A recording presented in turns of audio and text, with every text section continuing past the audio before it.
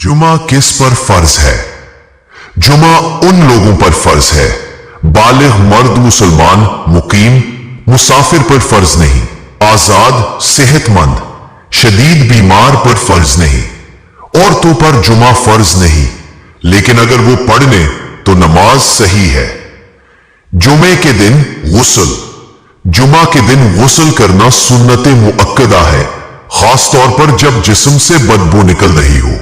जुमे के दिन जल्दी मस्जिद जाना, मस्जिद में जल्द जाना बहुत फजीलत वाला है। हदीस में आया है कि जितनी जल्दी जाएंगे इतना ज्यादा सवाब है। पहला घंटा ऊंट सदका, दूसरा गाय सदका, तीसरा भेड़, चौथा मुर्गी, पांचवा अंडा। खुतबा के दौरान बात करना, खुतबे के दौरान बिल्कुल बात करना मना है।